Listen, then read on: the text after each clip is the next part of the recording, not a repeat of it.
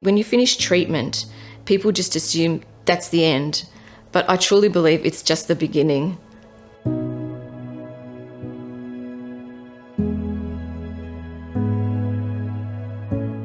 My name is Kirsten Palladdy. I'm the very proud CEO of Breast Cancer Network Australia, and I am so thrilled to be joined by Jenny today. Jenny, introduce yourself. Tell us a bit about you. So my name is Jenny Machado. I am 52 years old and I was diagnosed with breast cancer in 2021.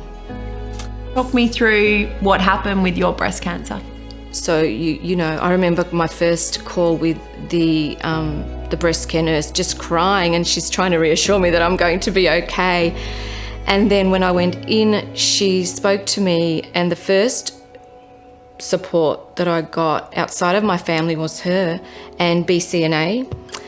And she actually helped me to log in, and we went through what type of cancer I had and which one was relevant to me. So I could just get the information that was relevant. It was up to date. I didn't have to research 100 other cancers and think, oh my gosh, this is the end. So it was really good.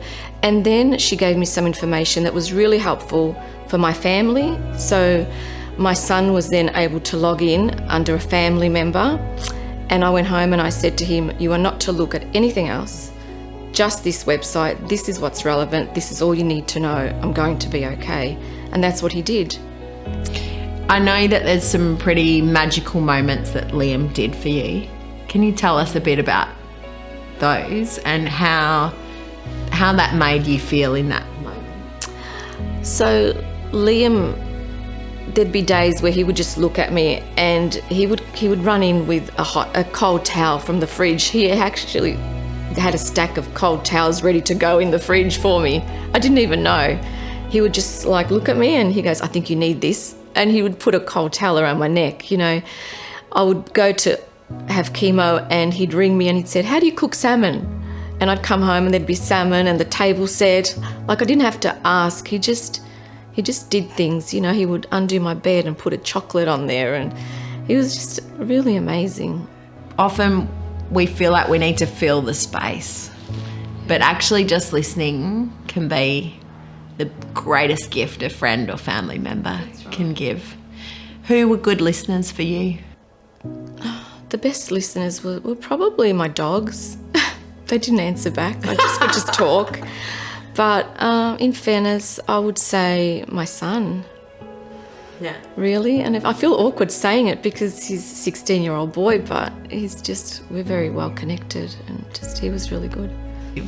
What's the best support anyone could have after a breast cancer diagnosis? So the best support that I've had, I think, were family and friends. My journey from BCNA, that was really good because education is everything. And probably my mum. The support I need now is probably more patience. I find my memory's not the same, my level, I get a bit irritated because the drugs that I'm on now, when you finish treatment, people just assume that's the end. But I truly believe it's just the beginning. I think that's the beginning of the next couple of years of your life, because people can't see you've got your hair back, you've got colour back, you're back at work. So people assume that everything's okay, but it's far from it sometimes emotionally. Yeah, it's been a joy to spend time with you. Thank for you to It's share been my your pleasure. Story. And I reckon you need to give that family of yours a big hug. Yeah, thank you.